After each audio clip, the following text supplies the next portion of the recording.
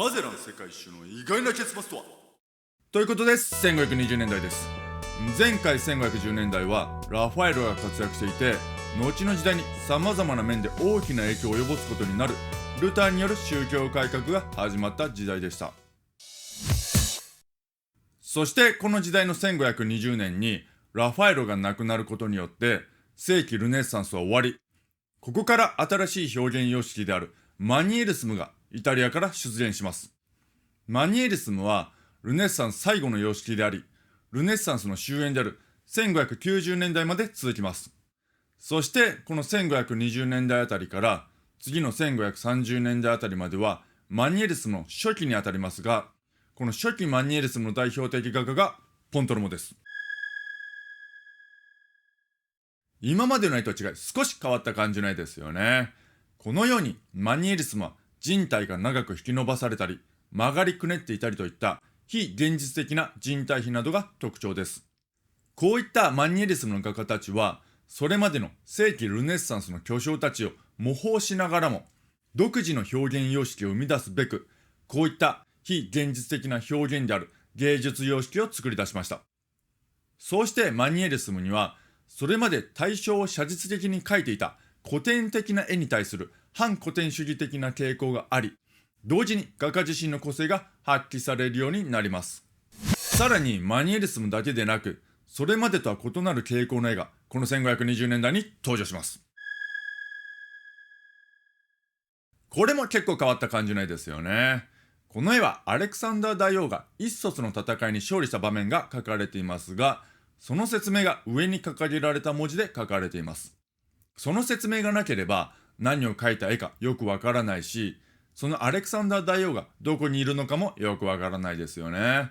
人物がむちゃくちゃ小さくて、代わりに背景の風景が大きく、しかもかなり気合を入れて風景が描かれている感じです。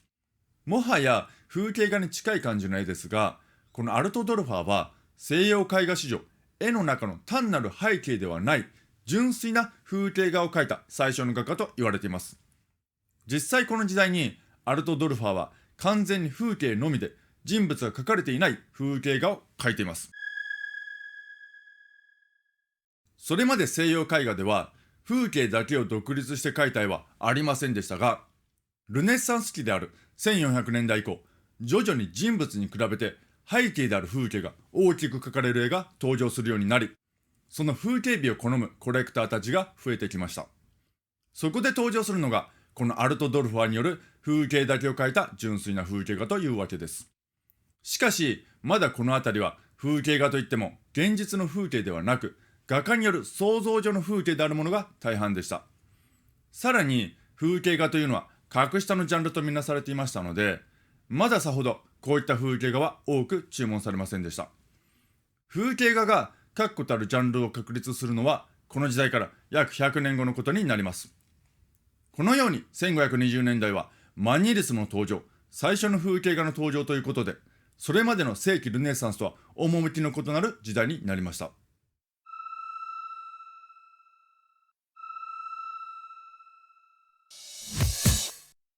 そしてこの1520年代は前回1510年代に宗教改革の嵐を巻き起こしたルターが賛美歌を作曲しました。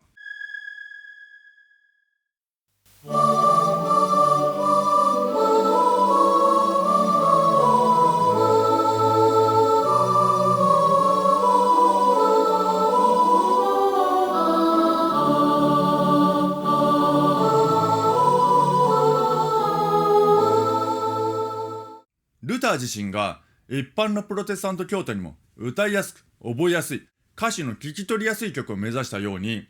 この曲は単純で明快で、それまでの複数の歌のパートが複雑に絡み合った教会音楽とは雰囲気が異なっています。そしてこの曲は後の時代に多くの作曲家たちによって編曲もされており、現在も歌われ続けています。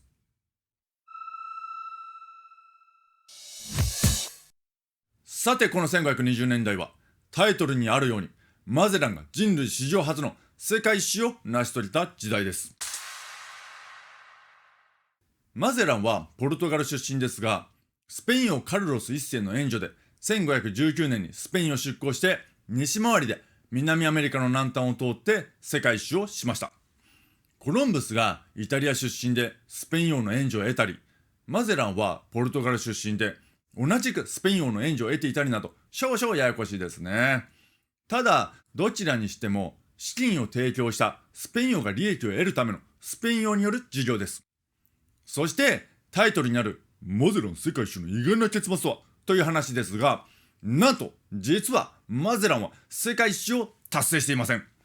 彼は途中フィリピンに立ち寄ってやらなくても良い宣教活動をしつこく行い、果ては回収する気のない相手に向かって突撃しに行って殺されたためです。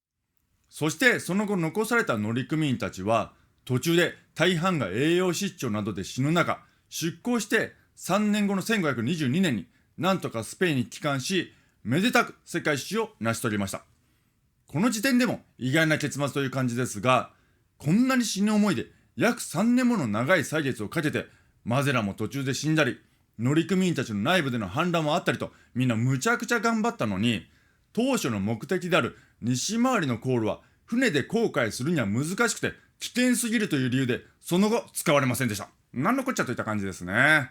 もう少し詳しく説明しますと、この頃ポルトガルは1490年代に登場したバスコ・ダ・ガマによって東回りの航路を独占してインドなどとの貿易で大きな利益を上げていました。そしてポルトガルとライバル関係にあるスペインは対抗して西回りの航路を探していました。そこでマゼランは西回りの航路でモルッカ諸島へ行けば東回りの航路より短いルートで行けるため、はるかに安いコストで香辛料が手に入るということをスペイン王カルロス一世に力説します。この説は全然間違っていたのですが、マゼランは信じきっていました。さらにカルロス一世もそれを信じてマゼランに艦隊を任せ、1519年に出港させます。ちなみにこのモルッカ諸島はヨーロッパ人のアジア来航の主要な目的地で、後々まで争奪の的となります。そしてマゼラン一行は最初5隻の艦隊で出港しましたが、途中厳しい航海に不満を募らせ、反乱を起こした乗組員たちに船を乗っ取られるも、それに対してマゼランは首謀者を処刑して鎮圧したり、途中5隻の中で最大の艦隊がはぐれてそのまま勝手にスペインに帰ったりするなど、最初から大変な航海でした。ただこのはぐれた艦隊が勝手に帰ったことを知らずに、マゼラン一行がひたすら待っている間に大西洋から太平洋につながる航路を見つけます。それが後にマゼラン海峡と呼ばれるようになります。そしてついに彼らは1520年に太平洋を発見し到達します。この太平洋という名称はマゼランが平和の海という意味で命名したものと言われています。当時の長い船旅は相当に過酷なもので、食料にウジ虫が湧いたり、ネズミなどに食い荒らされたり、水も腐敗するなどおぞましい状況だったので、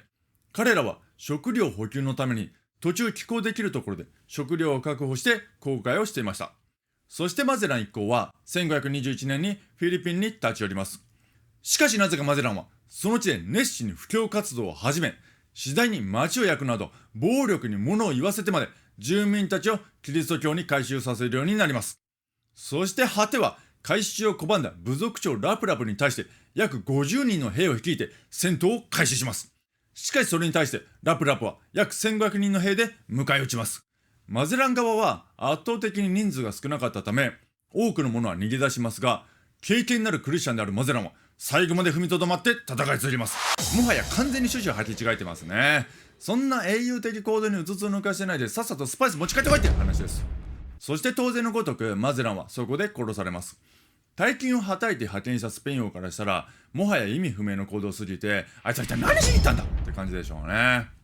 そして残された乗組員たちはなんとか目的地のモルッカ諸島に1521年にたどり着き、その後も栄養失調などで半数以上の死を出しながらも、命からがら1522年にスペインに帰還します。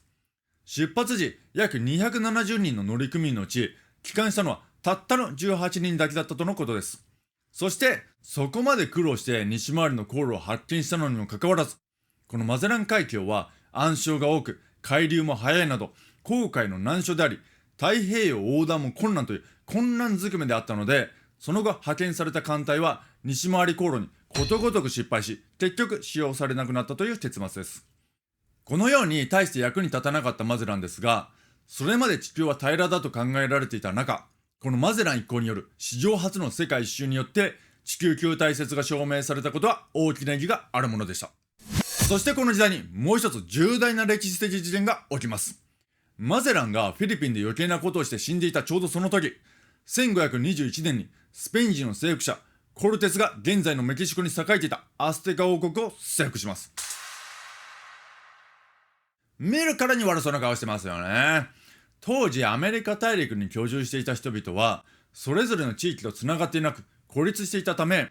1492年のコロンブスのアメリカ大陸到着以降、カリブ海でいかに凄惨な強制労働や殺戮が行われているか全く知りませんでしたし、もちろんヨーロッパなど他の国々が存在することも知りませんでした。さらに悪いことに、アステカ王国の王は初めて見る風変わりな格好をしたヨーロッパ人のコルテスを神の再来だと思い込んでしまい、彼らを首都テノチティトラに招き入れてしまいました。そしてすでにアステカ王国の圧政に苦しんでいた現地のいくつかの集団と同盟を結んでいたコルテスは圧倒的軍事技術の差でアステカ王国を征服します。そして今後彼らはアメリカ先住民を奴隷としてひたすら過酷な強制労働をさせていきます。なぜ当時両者の間でこのような圧倒的軍事技術の差があったのかというと、歴史学者のジャレッド・ダイヤモンドが言うには1万年前に遡る環境の要因が大きな影響を及ぼしているとのことです。詳しくは次回1530年代にお話しします。最後にこの1520年代は1490年代からフランスとハプスブルク家率いる神聖ローマ帝国の間でイタリアの支配をめぐってのイタリア戦争が継続して戦われている時代ですが、その戦争のピークであるローマ攻略は1527年に起きます。これはローマ教皇がフランス王と手を結んだことに反発した神聖ローマ帝国の皇帝カール5世がローマを攻撃し、後に統制の取れなくなった兵士たちによってローマは破壊され略奪されるというものです。そしてこれによってイタリアは荒れ果て、イタリアルネサンスは衰退に向かいます。ちなみにこの時のフランス王は1500年代の時にお話ししたレオナルド・ダ・ヴィンチをフランスに招いた王フランソワ一世です。そしてこの時の神聖ローマ帝国の皇帝カール5世は1510年代にカルロス一世としてスペインをも兼ねており、この時代にマゼランを出航させた人物でもあります。こうやって場所によって名前を変えるのは分かりにくくなるので本当やめてほしいですね。そしてこの神聖ローマ帝国は主に現在のドイツを主要な地域としますが、この時代のハプスブルク家はそれに加えて本拠地のオーストリアやネーデルラントなど、そしてスペイン、故にアメリカ大陸までも支配地とするハプスブルク家の全盛期であり、ヨーロッパの中で最強を誇っていました。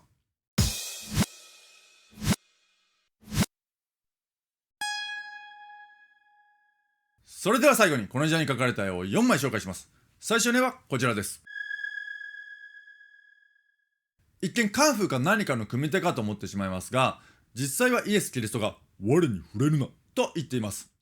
ノリメタンゲルとはラテン語で我に触れるなという意味で、イエス・キリストが十字架にかけられ墓に葬られた後、マグダラのマリアが墓参りをしますが、その墓は空になっていたので彼女は嘆き悲しんでいました。しかしそこに死んだと思っていたイエス・キリストが復活して現れたので、彼女は喜んですがりつこうとしますが、イエス・キリストはノリメタンゲル我に触れるなと言い突っぱねるという新約聖書の話です。ただなぜ我に触れるなと言ったのかについてはよくわからなく、統一した解釈は出ていないようです。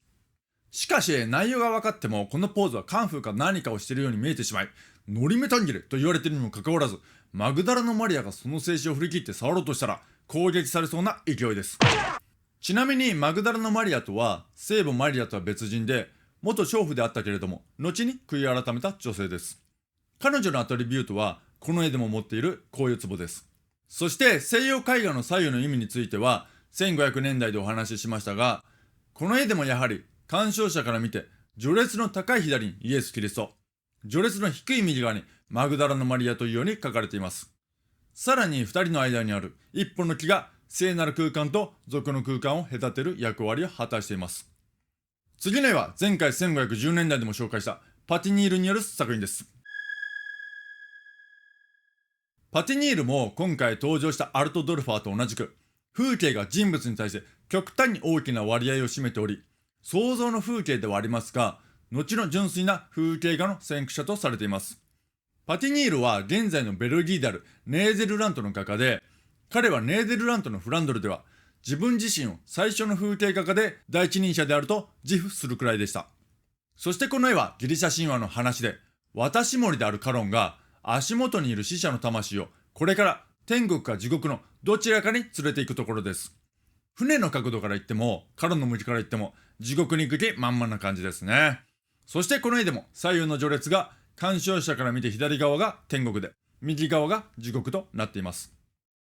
次の絵はこちらです。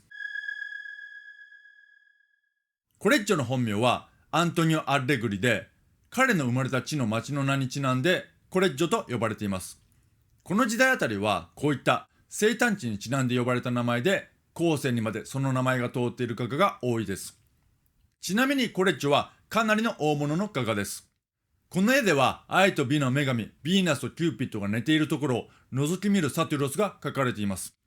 キューピッドはヴィーナスの息子で、サティロスはギリシャ神話に出てくる公職な半人半獣の精霊です。最後の絵はこちらです。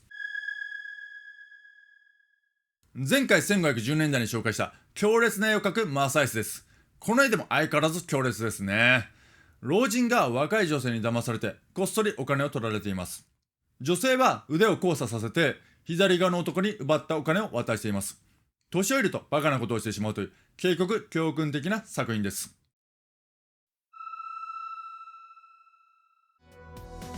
ということで1520年代は世紀ルネッサンスとは異なる様式のマンニエリスムの時代が始まり、初期マンニエリスムの代表的画家ポントルモと最初の風景画を描いたと言われるアルト・ドルファーが活躍し、